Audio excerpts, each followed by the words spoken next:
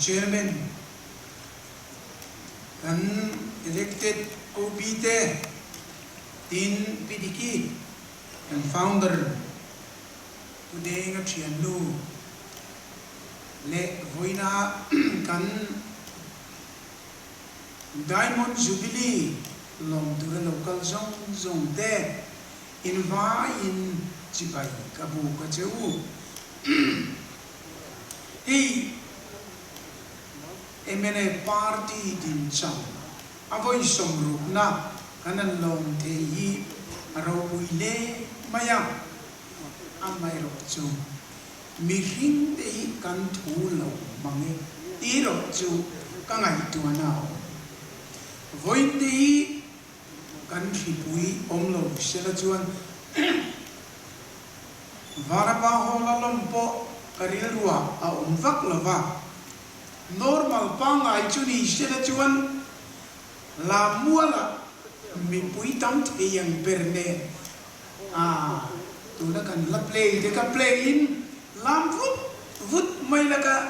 tia karilwa chuan ama amara chu mi hing te kan thulong leni voina yan eta wana pa hola ero that takin tuang tagalong theina kan nero ichu aro puya alo kati MNFD October ni som nile pani kalom dan oi khat toy tin kan soi jok sang sa som rugule pakata MNF adina chuta tanga kum som le pali sang sa som sari panga akan MNFD ni poimo hi pudeng ate puton ate hovin amin kha eta roma changin biunik kapandona engeni rombi wate khua verona kapal tlanga chuta lui luang tlang adiji lui luama italy mara austria ram red chuta chuan kakal tlang dona ma sela austria ram kalu turkha minlodang kat maya an phalwa ka passport anena ka poisa kenza an ria chu wangin an police Austrian police an satong thiamong chun kan EU Munich no go EU Rome go Roma kinlero Munich akal taina ba anti why ingatige kan dia an satong ina dai to silo Munich no go Rome go chia anti re tik mai min renga ka lau man kop mai ude nga te kha puto na deu ka roman lo man vecto e moni katia min ron sui mo bantia Pakistan sarkar hiat lova aru ka in rem na deitura in betura kal chuak kan nisia ka lau tak takatsuti lai chun amara chu tourist German tourist pani kamwa chu mi te chuan trong min le saka anan zo chianga Austria ramalu turin poisai nei tlem lu tuka in lo faturin ilu tanga itipuai yang pian lava chu wangin poisai nei tlem ema Austria ram kal tlanga Munich German ramilu an oi lovani antia ti chuan kat hoya ti chuan ka ticket min poisa tlem ka pek pela eta Brenner ania chumi mun chu vurpo alatama Brenner mun kha Mussolini Hitleran adu to ka alo dictate to na mun ania kata changkan eta adiji lui Roma Verona kaltangin Roma kakirgeta Munich no go Rome go achan chu Pakistan passport ka nei tlatatin passport Pakistan bi ka chia ania kan poisa le isat ne akal tang thilo midam chu an poisa kon check lo Peter te ka European chu an kal tang tir jung ei chu an rem ti lo chu emene di na changa som palina emene de ka man kha nya kala re nya ni ole voina hian emene diamond jubilee kanan lo tom ta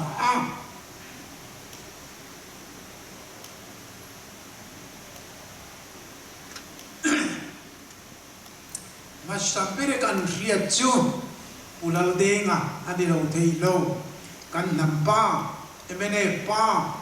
kan movement pa ania amai ro chu kangai tu pudinga kha lo ladam tareng poni se kumini akum som kole palina vele peni tong sana de ko som ni pasaria pi ngadia au pa ve to view don aloni mara chu pidikin min da dam puya chu tal chu kan long tak takani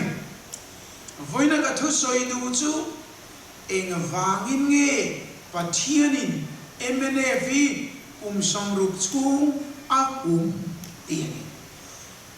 eng wangin nge pathianin mnf som ruk chu akum ei ka soi du chu ani party som ruk kin hi har India rama kan zo vela communist party te kon siliaran reito ani jo nan tling san amar tu mana party dang dingo ka anaural chu congress nge poi som ruk tling ta congress chi rang Indira congress te enge mo alo tama congress pa mai kha som ruk tling kho khan a local team ya BJP te chu an tling te ulo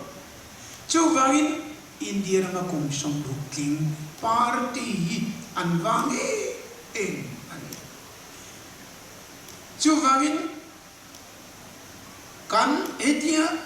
ke ma nia kan party diamond jubilee som ruk tling na kanan nei ringot mai ti avaro pui em kan ho tu te abik takin puding kha lo ladam sila atarin minan thut pui sila ti rin ruwa po aom aro pui kan ti amaro chu tu na chuan athei talawa mual milonium santa deu veka atira adin tu te poi ma sila andin hi alung phuman phum chae som rugani nuwa po harsa na chitin ring kaltangin voin tlengin aladam khochwa ala survive ti chuan jing lambar parchu ai eng sual jela tiang mai kan var par hi eng sual sehin alung phum anlo phum chae ma voini kan tleng ani kan soine du chu emene ina apal tlang yi som ru lo dam khochwa rim ringot ani lo apal tlang yi aneu lo in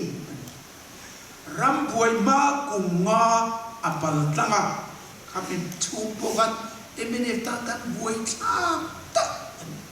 a history ram boy ma ruk khatle ruk in kar po ka boy ta emene fian apal tlanga ne ruk changa soviet paru som ni ram boy independence movement into anpal tlamta party dam te chu mani muna an ammer chu emene chu ral dovin kha apal tlanga apal tlang na athing lo na kha an kit le ngala tuna chuan thing lu pu la zo dan angan ni an tia chumi chu Pakistan an tlong ta Indova hian Bangladesh uar kha Indo ro pui per o ani chumi chu emene fian asutlanga abel te nuai chuang sipayan man fekam inom pol chiet emene kan SK fik khang ringot po ka arau puyani apal tlang yi kum som ruk dam ti ringot andilo apal tlang ka arap tlang repeat le do nila pe kan on to lovang chu wangin chui kum som ni an pal tlang dua riet ruka in rem na kan le ya overground politics sa MNF-in riet ruka chonga voindi kleng an pal tlang le na po ye ahau takanin atira interim period saru kum khat le chan ve kan sarkar pa ngai amaro chuminan nu thu saka kan hanin thanga kanan nasalong khopa sang kan sakwa somriet le pakwa kum tira ni mo kanin tangka kanan thanga kata MNF kan thaka amaro chu mo sak chu kan man bom lo thena changa achian kar khani khatia jan kha iti mayang alo thlen jan ne chuan jan ni chu huna om sia kami chunga an hang shwasam governor saikia un laika turut takani eta children park kantia CRPN duty le lama kalandanga eta iso club le governor inkara enge ni a ballot box ka an honga du token an ri taka ser chi te pikacho i a fun na puan poka an abom puan na fun na poka an fun le man to lova along de kan cheer dia amal mala vote ha atar fika abom chuma tur te ka a in tua tual yen ju oma mole khatiam te ka kan pal tlani ole kan ka chu soi kim lo ila are lu tu kan kan overground politics sa ti chuan sang ka chakwa somriet le pakokum tira changin sang ka chakwa som ko le pariet kum to kum som chung khata kam congress in sarkar na anchanga MNF ka opposition kanan re tak kachu ahau takle mai kanin oi nun na chu hai ko ta kan case steady kamale fiam tuin min dia hai ga lo dum ki nge ni MNF fo chuan hai ko ta ni anti demiti chen kamale anan paltang chova amai ra chu pathian ina hun atia chuan sang ka chakwa som kuale pariet November December kanon sarkar dana sang nile pariet kumso kanan sarkar amai ra chu kan duangin kan set ei kan sarkar chu kan achet dan al limit em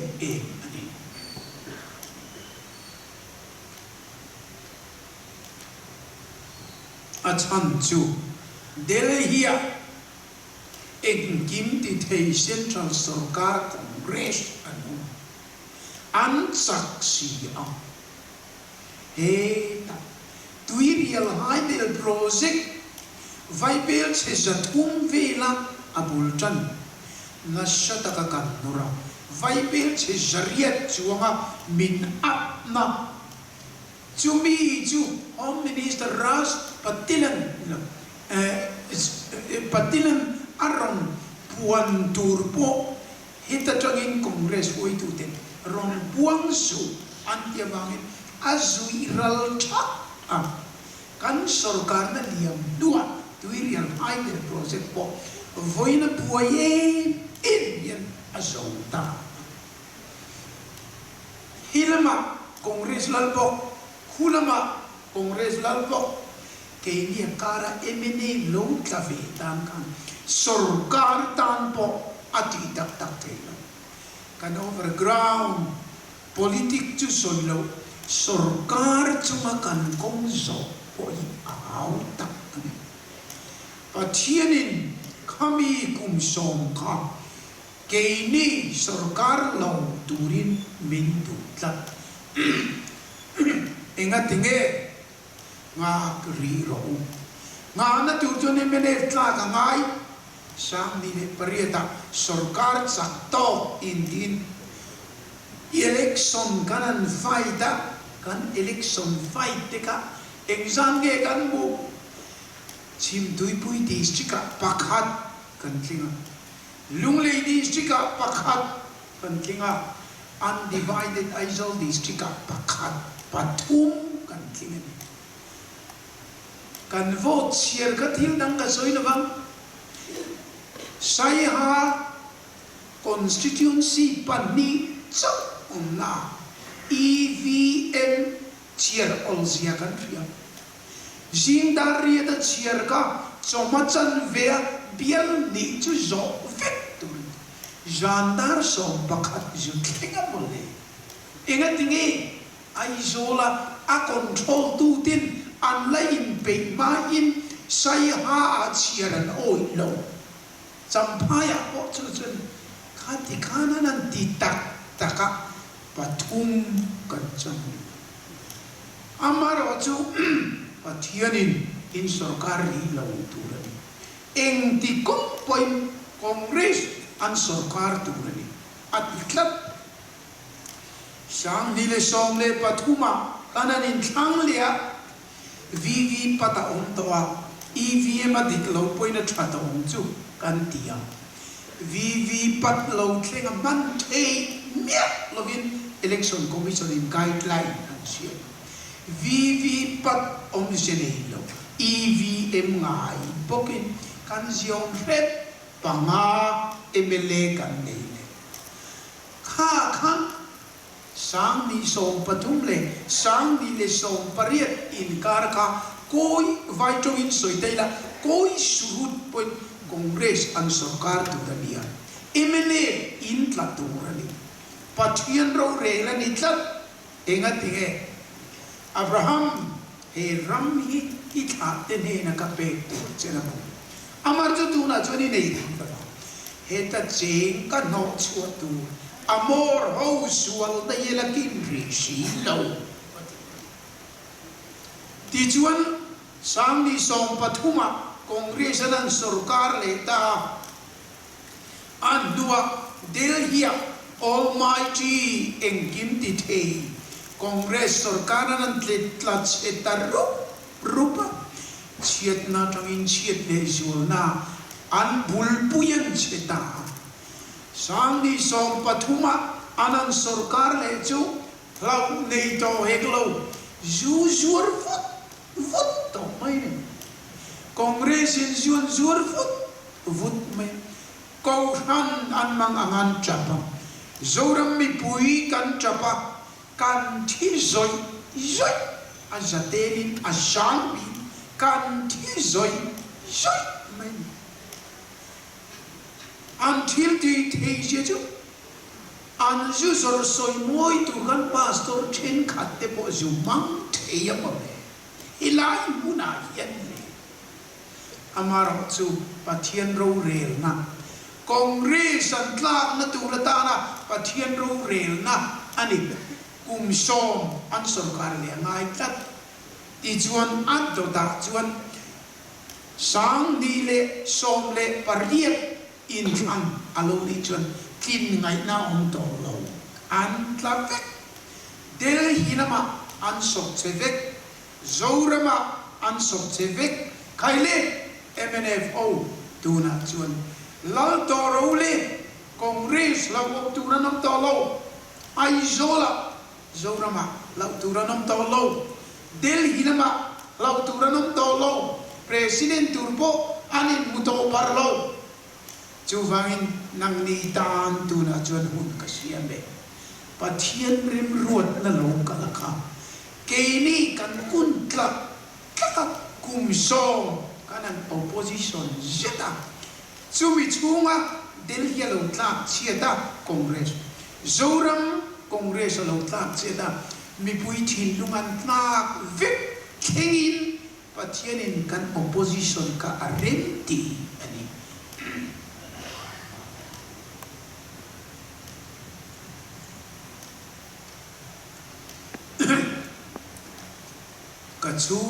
kachu China MNA movement le miso na movement le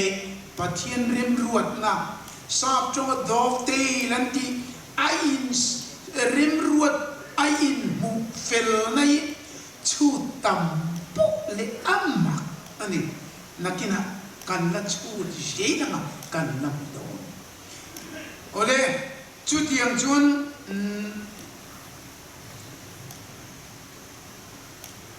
kan MNA history local underground ma underground nu underground zo overground politics toy ten kan soi sok in rim na anan nei thu ka kan soi le te sang ka ko somriat le paruka in rim na kan nei ta a history le peace talk song song chu soi tu na tama kan soi na ma amba ero chu kanin rim na nei ka MNA kan sak vang lai tak sang ko somriat panga somriat paru soba arakana suda hit kurtara leilet neya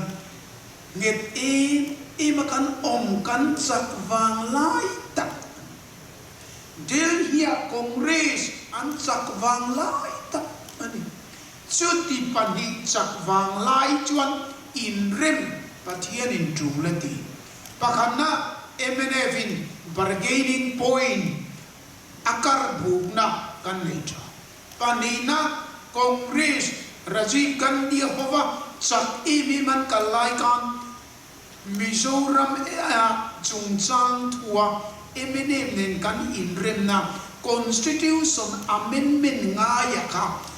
party dang mit mei veng biak lova lau miak lova an constitution Mizoram tana special provision ka olsam taka an pas the na tura Delhi sarkar sakto an umangaya an sak wang lai tak Rajiv Gandhi hova an umlain tuna article 371 jite olsam taka pas the turi Delhi an sak ka pathian in chu atian chu an yawangin an pas ta a olsam takin ole hemi thua hian article 371 ji thua o hian kan sarkar ma tunchum kan sarkar ma MLA po kani lo lai khan minron punvea North East Chief Minister hole midang Nagaland tere ko dai ka hi kanar kan special protection hi min paisak antumania rontivete andia Prime Minister Modi nena kasukusia ka ngoiro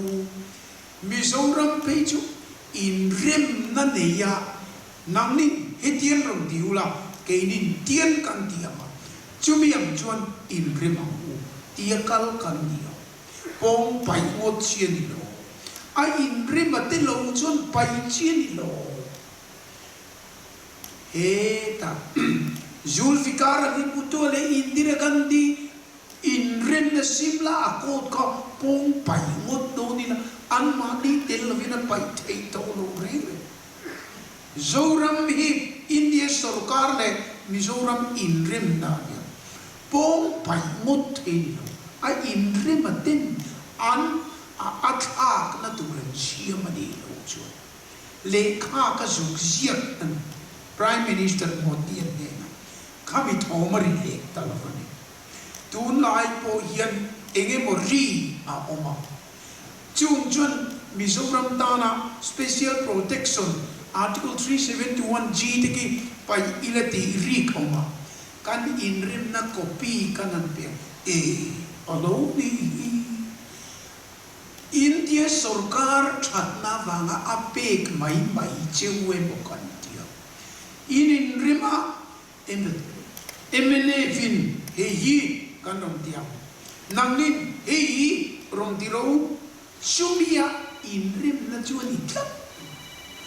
min paisak don chuan ani le apula sam trong takan kan ajivar don chuan ani le Article 371 G te pai ula state te min pai ula UTA min ta le ta ula kan silai miron pekir vele ro le kan zong kan constitution article of association in pai turani in ti kan pai yi kan antun chale nge ho khamia kan in bargain khapa in rem chuan kan in rem nei an mai lo ani Mizoram protection an phalni khuwa parliament ina an pharawanga pum nei mot kan ni lo in rem na akot atamalo chua kan ya anan mumeu chuan tuna point RSS ote BJP te Congress la felo te point aloni hi anti ole chu wangin alu ani ti kan soi le wa adot le ka soi le tu chu pathian hian mizo nam hi engi moti turin min dua min buat saya alunga puma atin chova ahuma avenga ahuna achoi moya ahuna malasong mari tika solito pade chu wangin tuna chonen wangwang ila khovela mani population ratio chuan missionary tir tam pe India rama kan pekhe missionary society chuan entro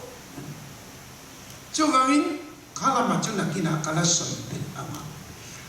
pathian hian a tir chungin emene atin ma poin mizo nam aron din hian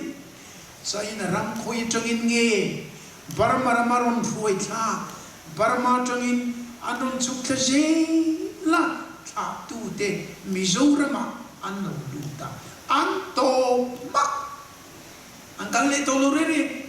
a chitagong phai lam an thlenglo silchar phai tham thlenglo arakan lam phai tham thlenglo elainan to mak ti chuan reilo tea sa pho Mary Winchis tarawangin kan ju ko chova iti baya ti chuan missionary le sap sarkaran lo luta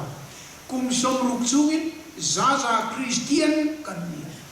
India ma chanchin thashil turatam khovel chanchin thashil turatam atu om per ama udang moen Ezekiel bung som paruka a soichina maikan hitayan keima nia hian i om thamin kan ding chong kat ama kani hemi turian pathian in min din yan du shin chuan at du adite pathian yan kan dil na pia min pelo atula ti huna Pakistan East Pakistan ni lain sangka tu samrup peruka India si pain lo coba kan lauka Pakistan chukvek kantuma an oitip film Marshal Ayub Khanan chauleru eta hil chawam telo min chaulevek amar chu sangka tu samrup pariata khokho ma wangin kanan mang anga mizo nam mei cherhi arauto ni moti andi milton pathianin ama pallo Field Marshal Ayub Khan Pakistan president paldoro dia Ayub Khan lo chukle vekru timai apala kan chukle vek Bangladesh movement alo khenga pudenga chong kam kan huanga Dhaka now thara piang don tat da ka nau thar piang ku kan ta na thatura char kan tu mani ati amaro chu pathian in chula ti lo niang da ka nau thar piang chu India le Bangladesh ta na thajowi na piang tla sa ko samsari le pakhata keini kan va vai ta tla mai khati lai an pathian hian du selachan mizo te hi klik atianga independent peki atana harlo lutu India Pakistan West Pakistan jinso anlo chote lovina tanga da kalamaron beya ikan independent Bangladesh na kum khat po independent ang sualo an buringot an chak na po nilo India chak na inan buringot pathian yan zoram hi independent tir duni se asam ring reglaya China garon chuk ve sila a all en mai mase pathian in tula diri tap zoram hi independent in omri su chu pathian du dan ani tap midang point in independent in tuma in theile sila unti di enga tinge kan pathian ina o tap chu wangin a tu chu he hi lo ni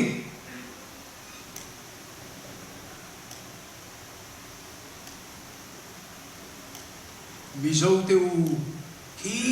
ta changa ka ruai tha kha he ta ka da sewa som ruk chu ma za Christian in dia in thin lungi evangelist in lungani chanchin cha sil dar turing ka du chewani in chanchin cha sil na tu chu eng ti me lali suana ti he ram chanchin cha he nam chanchin cha hi nam tin ne na sil darina oma chu mi so chon to na chu khenga mati in sil na tur tam chuan khovel mi pui mun nga thena mun khat deu tho om na India klug leding on ai tam democracy ram eta yan currency ram ne ngai lo passport ngai lo foreign exchange ngai lo in chukha mi pui klug leding on ne na chanchin chasil ngal thei turin an ne na omri pot in sil na tur in chak na chu he mi te hian an pe ang cheu min tian constitution in state thatak min pe special provision in min hunga chu mi zo chuan Delhi kan khin thei lo kan ne lo ai zo rama kan ne lo zo an ditlom te a tuna chuan in dirama chanchin tha sil te turin kluk leding om mi pui kan nei ani ka soyam khan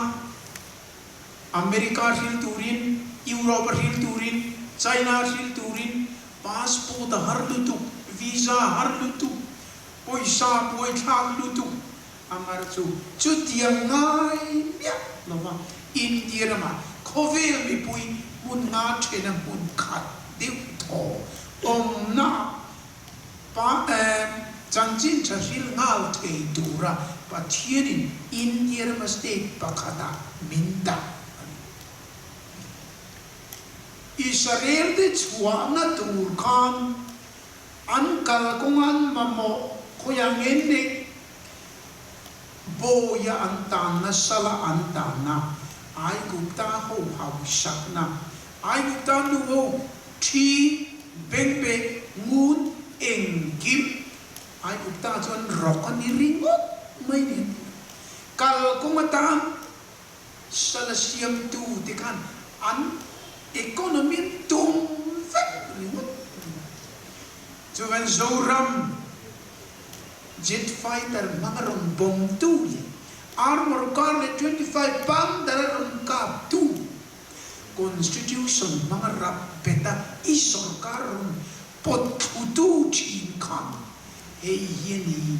i chanchin thastil na turata na zoram rong tung ting tu tur chuni chu wangin India sarkar changain i economy ka siama chu mal som na chu ine una chu mal som na ne chuan he India rama nge khovel munda chanchin thastil turin karuat che ani mentia chu wang chuan lo du ni la China hong ni na lo chu ula asambling rega rongkat ula emite independent rose ti ila India aya serang zokan siam te kan yesi amaro chu China communist noya om ula ai influence na noya khoya nge chanchin in Sri Lanka teu India democracy noya in om in ka chanchin thasip na athazo atangkai zo ka tiang Indian noya rem na ka siam tir chewa inin hum him na tur ka dani kha atiani arei tul tula de kisia kan muche dom ole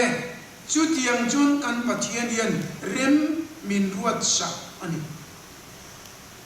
chu wangin atot le kan kal na tura po kan pathian hian thil tu ani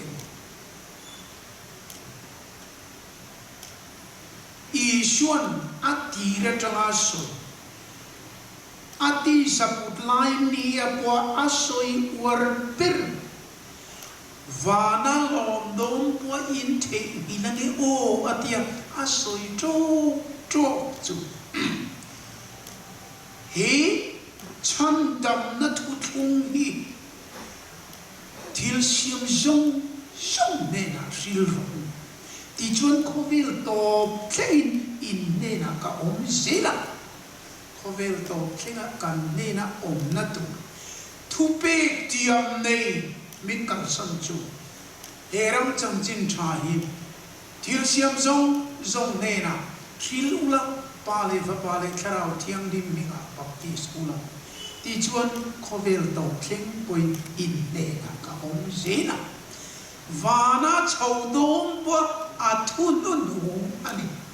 leilung pian ma atanga atsatuan testament ani chu gangin hi lalpan thla ngai lo chu cho poi mo he kan pathian ram chanchin thatu khovela ril dar turi leilung hi mi ring te asiam kan ni chumi tak chu pathian le kan ram tan kan ti kha pathian le kan ram tan ti om je yi zir chia ngai ot mai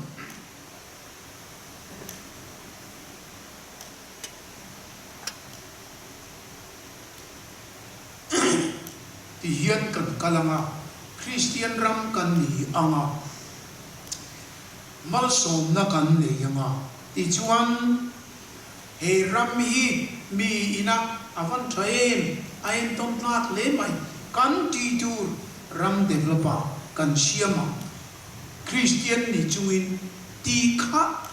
mi chin kha kan khen an yang tian lau ani atum berju atsatuan commandment thil siam zong ne ram tina kal ula chanchin tha ril ro u ti chuan in ne la ka om zera chumi ta chu pathian thil tu min phulu pat kan ti tura ada ani chumi kan target amye wanga pathian le kan ram tan pudeng atin lo ti zui chunga kum som ruk dai alung phu kal ani ka kai shering naktu ka kan ram mal som na dongin kanin kham lo thatai ri mo pila khami chin khani lo ati tu chu khovela ram tina kal ula chanchin tha sil ro u kan ho tu te yen chu chui lo thei ni la ne he mi zo ram Christian te chei bola a ko ran te than len tir adi chu kan luan chua the nan ti chap ala at tu ma chu injira ma chan chin tha kan thina khovel mundara missionary tiri kan thila sumia wang chawa kum som ruk dam chuak kadam chua tir chu in ni pathian in ati chu wangin biakina luang ti taka lasa lama khatia enjoy kha anilo chan chin thil turin achatuan thu thung min pe to be to fulfill ilok ting turin emene fi pathian kum som ru a imani tika iriang chu in trong try na kan trong try na po ni ro se chu wangin ni china kan ngai tha an chairman soyem ni pastor pakatin ko ran ho aw la zo o tak pathian le kan ram tan ti an ye sin bade ni ke ni po yen kan aw la kan an ma sila alai ril atung tak takaka kan lo la re chiang to lo phang ti kan lao kho mai chu aminga in ho tu pa yan ka tu tin trong try na ka soi sumi en ye wang chun rin na po ka nei ngam na chu amata na thok tu rin ma kan cho miau a kong san via min kal san kan ti na chang ka chu wangin hemi turian din nge kan thu ma din nge angai parti chen khatchun a enge ni kan parti a lotel room ke ni kal phung thar kan ne yen parti thar kan ne yen ti dan thar a tha kan ne yen kal phung thar ti an nei jin lu tu kal phung thar nei tha ka son chu sarkar turin bi puiteu minan chin ve teu congression sarkar to eminate an sarkar to keini minan chin ve teu anantia sarkar te voi khat kan sarkar tir chun nga adaya an tho that na man an ti poi do chun ti poi na tham nu pui nei chin angania sarkar tir chin mai chi poni apoi tu ro po poi vet to cho wangin mi puin ka soi kha tui angat nge lo te chu sarkar chin tir turian emele so pon la pe chin du lo re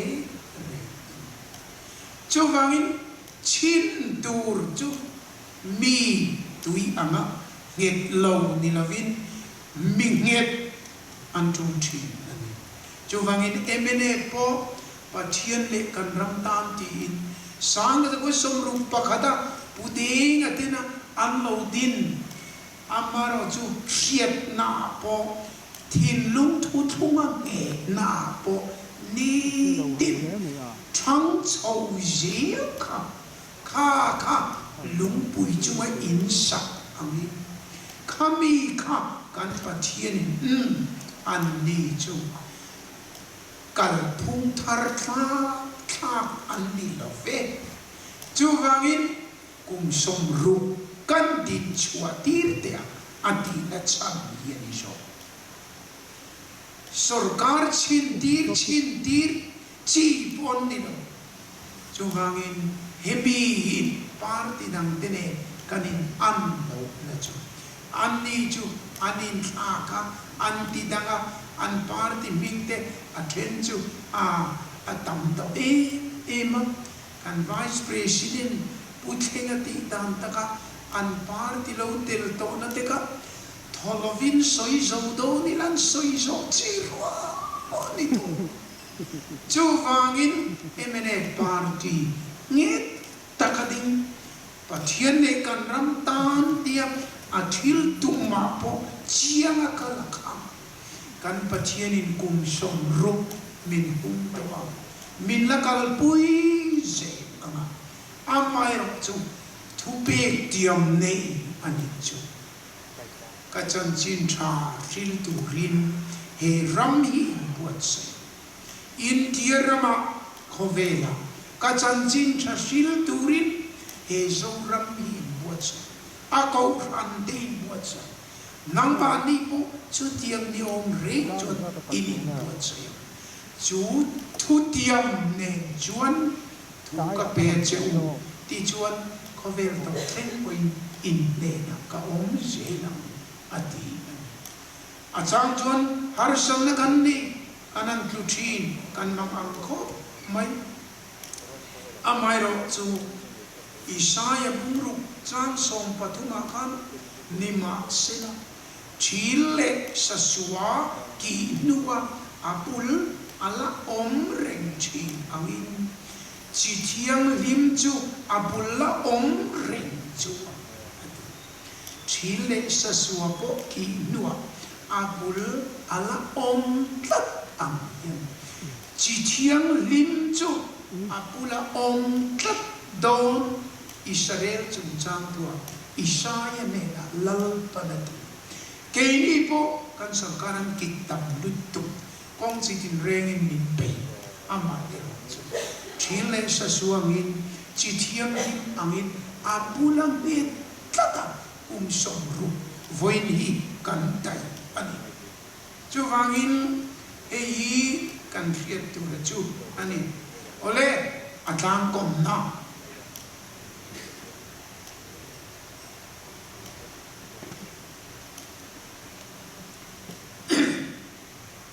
Nichalavatan MNF sarkar hi pathian in ruatani antia avahan dikte lulen achie tur jong jong ye thleng kim veke moti mai tu ania kanan sarkar kum khat kan ti dek chawa ramka tu te ha nimo Burma refugee problem buinian border ramri boy income la boy per African swine fever ashin tel vokan ti boy khover zong nena pathian ina ati covid nat ne minhan ti boy ta ania a reomot mai sumle pai a boy eng kem boy kan revet mai mira ma chon covid ringot te ni tiu asin mole ke ni chu amishin aranin ai gupta sem lai ang mai kan kala au tak tal le mai am mai ro chu heti lai ya karil ru lo lang chu lal solan davida auma amang lutu kathitak niyan do Filistia ho ne na tlan lut mai ngatia atan luta ziklak kwa an lo pe ti chuan Filistia ho gen lal sola an do na lal davidan kakal venge kal ro atia pu chuan an kal do na Filistia lal ho in an ring le la kal su se davidai ki le ro se antia lung nurin lal sola do ka chu cha ma se lung nurin akile a hom desero kuwang ne an ju kenju an kuan zikla kuala kha amale khovinan lo runa an lo pintar fata an lo halda veka an lo pui fanau te zong zong shalan lo man fet an kenju lal sola do te lo bo an kem zong zong halral vek bo lupui fanau te zong zong amale khovi na man vek bok an trap chu trap play te lo copy nan trap an mang am lutu chu chaman ama davida wang hieni lungi ni te am an ti to davida chana chengot a chetur zong zong kham a khen kim vek mai rồi chú khát trong con em tin nghi Davida kha ao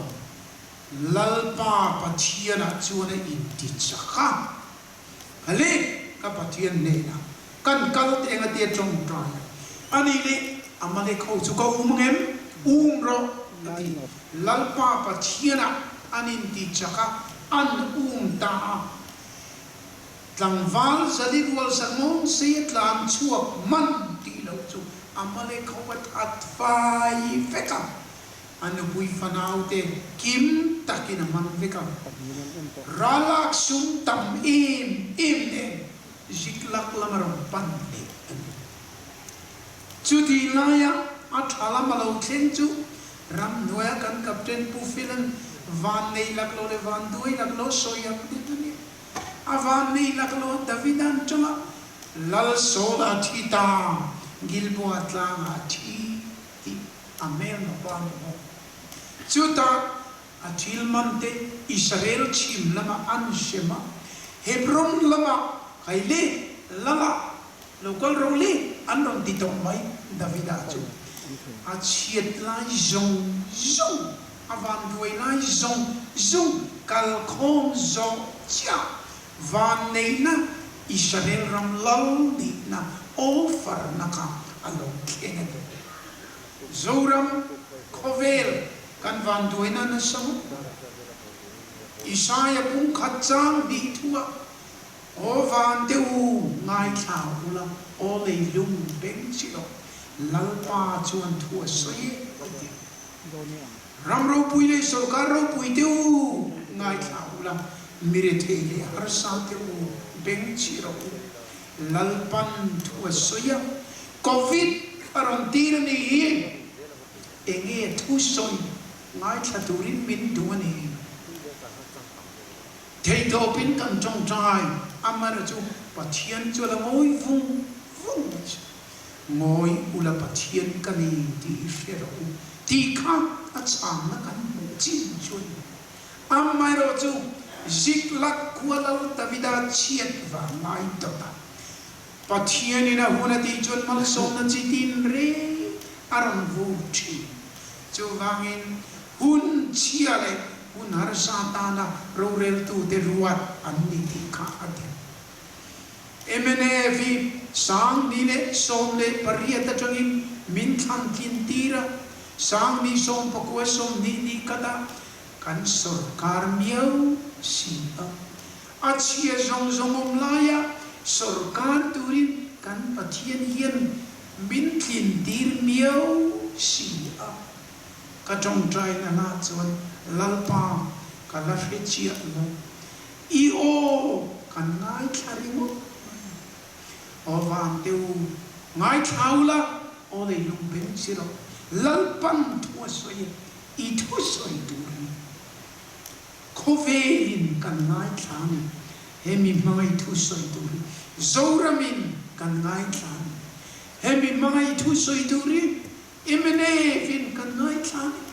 hemi mai thu soi turi kei ichia lo hian kan ngai thani lalpa ichia lo riat turin thu soi ro samuelan tiam kan ngai tha mai chuvain antota hian karin dan chuan ka dung dam ponia ka trong trai na ponia pathianin atidam le he darau na hui chunga vandir ko khandai king ni na atok ta Jerusalem ni khata sim thum thi free kha atok ta ati chin anatla chuti huna chuan he zoram chiat na rina abo zip laga trapakan om him Hebron lama lal tur point minna ko am khaile India ma chanchin thartil role malka sondo na chu aram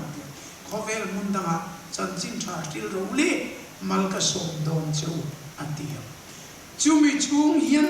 lo punchiar su kan sorkara kan yuam save de done mo kan dia sarkar na claim tal kan thok ve thei do ni mo kan tia contract supply claim tal kan na ve thei do ni mo kan tia eng ma chu tia ma om thei si lo ai gupta sabel te ka kan vangai tak he mana hi kan ning to kan nun na yen ten to ti po he mana tlan sana moa pho barli te uite lo vatlan tu kan umang tia na om awon lo he mana hi la e ri tur ani kan nun na yen ning ri ani point e ri atun ani chu tiang tlan sana moa pho sabel lo vachen jing achun balama atila ato achun athita tai ngun nama tha in apumani chu angin keini po lalpan khovel hi hero re na ne na covid ne na rovare lai ya atlang kom nei siam thuai lo heng zong zong achatuan thu thu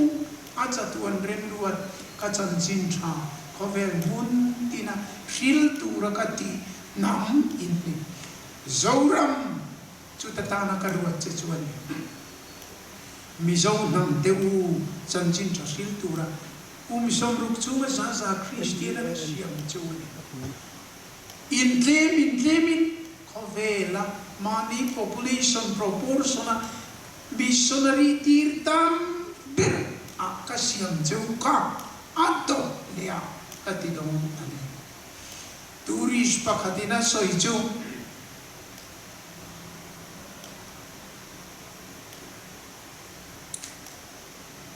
mana aizola kanno kala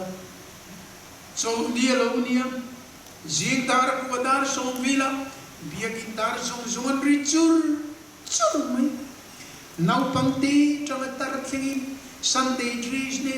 biak ina in khom turin culture chur khofil khopuya yan etiam ya omai lo adikta amang tu tan chuan man na om ber pakat chukat ni confirm kim lo yan aman na om chun kan ni tla chuwen lalpan mizoram ami te hi chanchin thashil turin min tuwa ki ta chungin min kong tha Christian na min da lekha min thiam tira trong khat min bea athuam na chitin rain min thuam me ani ati na chan chu atana thok turin ani chu hangin chumi tura min thuam zo to chumi amei cher chi turin emene party min mga kumsom rup harsanatin rengkal tlangin min ruai chua ka kong san vea min kal san do lo tigar tiat turin mi hinga chu kan thianga kan bora adan lokal zena e patien satuan thu thung ti fulfill nai chu ache dong lo chu wangin voina hian emene vin patien ne kan ti hi athu pe kro pui be e ram hi achan chin thashil tura buat san ani chu tak chu apathian la chu ani ti chuan kum khoi ni ne la kaun zena ati kum som rup min wal him na chana ka kata ani chu wangin he hi kan the topin keng tlang chho ila mundanga pakai mia lovin ato pa chuan hian kanin mukhom zena kha thu thungina an tharau Pentecost nia alo siam to te ka chu ho kan hun no mani point lut kho bila kal khom je ina ti chuan he thu thung ro pui nam thu thung mai ni lo ram thu thung mai ni lo lalpa thu thung ti lo ken turin นำทุทุงเตรำทุทุงเตมัลสมนทุทุงปัทุงเตลัลปาทุทุงตีหลอกที่นั้นจะก็มันตีกระเทียอีละข้ามีป่วยหมดดานะครับอีเรื่องของเทียบังจูวังอินวันกันจูบิลีกุมสมรูลัลปันมินช่วยมินหุมหิมนัชนปาติดังตันตักอันยามาอันรัลนัวเกดีกันละมาจังจุลัลปาดิชงเซนจวนอิสราเอลจวนติโรเซอดีสามอังคารปัจเจียนินกุมสมรูมินหุมนัชนีข้าเจ้าอันนี้ผู้เดินเฟลวานิโนผู้โจรมาชัดวานิโนทอกตูเตเฟลวานิโนกันนี่นั่งตั้งเฟลกันมาเฟลโลกันมาชักกันมาชักกันไม่รอจูขาทุกทุ่งกันดิ้งกันเฟลโลนะจงมินไม่แต่ว่าที่ชวนหุ่นมินตุ้งดิ้งหุ่นมัลมินโซหุ่นมินสิบกวันนี้เรื่องกุมสมรูกันดังชัวกะลัลปันมินรวยชัวเลเจโดนเลดีเชียอินวันนั้นยังไดมอนด์จูบิลีทุชุงเราปุยกันทินวะอิตาแค่ตันละอิสอยเจลังอูดีกันวันนั้นจูบิลีมังตูโลกาลจงเดกันจาตูเจวันีกันแม่